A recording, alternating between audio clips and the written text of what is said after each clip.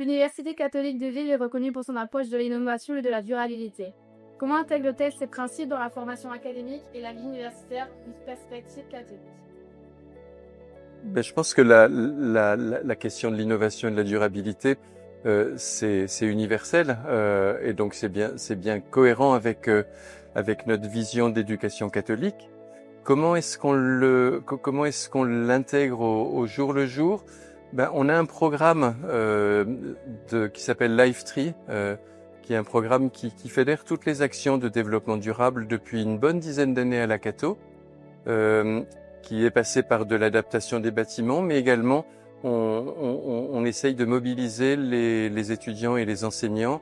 On a lancé un MOOC qui s'appelle Odyssée sur les objectifs de développement durable, qui permet aux étudiants d'acquérir des connaissances, une connaissance de base des enjeux du développement durable. On travaille également les postures, on a organisé une convention universitaire pour le climat. Enfin voilà, il y a plusieurs éléments sur la prise de conscience et la mobilisation des étudiants et des enseignants.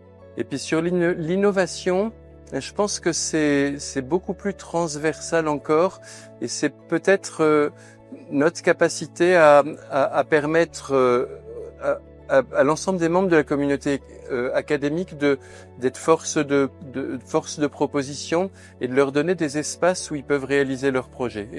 Et ça, on essaye de le faire pour les enseignants-chercheurs, le personnel administratif, et également pour les étudiants et les associations étudiantes avec lesquelles on est très en lien.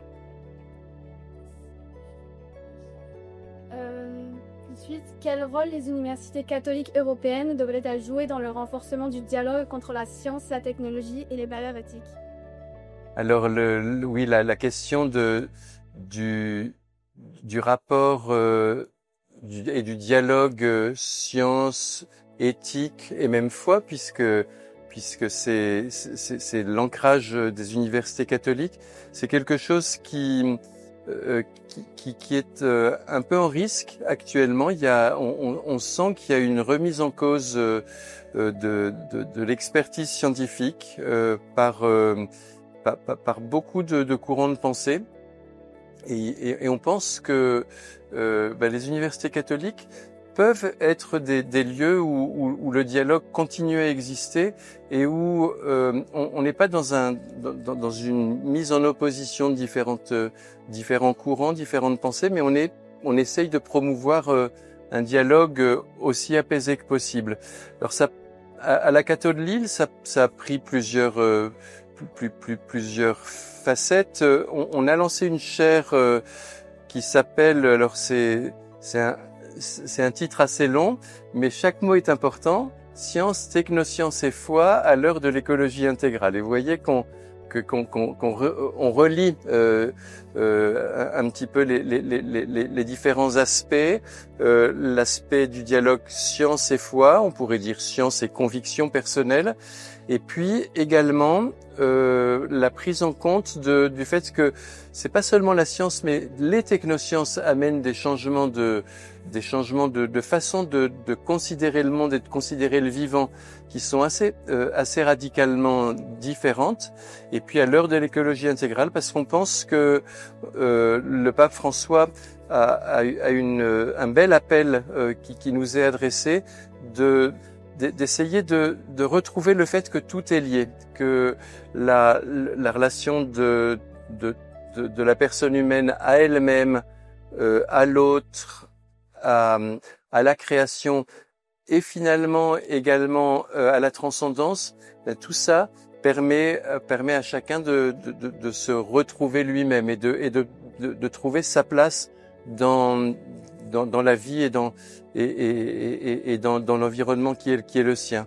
Et donc c'est vraiment cette conviction qu'on essaye de vivre au jour le jour. Merci beaucoup. Et dernièrement, d'après votre expérience en France, quels sont les principaux défis et opportunités pour favoriser un réseau international d'universités catholiques plus collaboratif, inclusif et à impact global? Et je pense que on a le réseau des universités catholiques est structurée aux différents niveaux. Au niveau français, on a l'UDESCA, une association qui regroupe les universités catholiques au niveau français.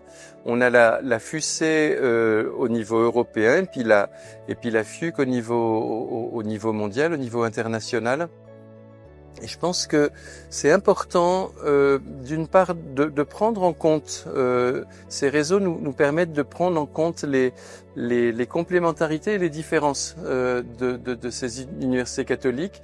Et je suis frappé lors de cette assemblée générale de voir à la fois la diversité des expériences et des situations de nos différents confrères des universités catholiques, et également ce qui nous rassemble.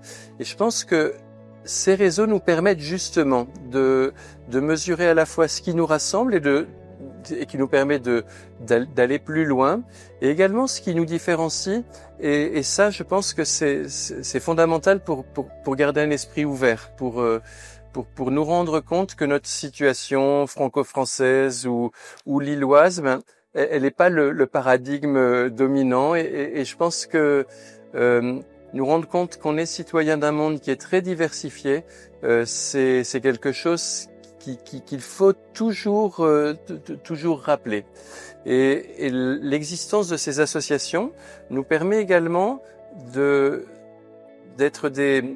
en dialogue et des instances de dialogue avec les collectivités au niveau national, avec les différentes organisations internationales au niveau européen et au niveau mondial. Et je pense que, de fait, parce qui nous rassemble, les universités catholiques ont un message à passer à ces différentes collectivités.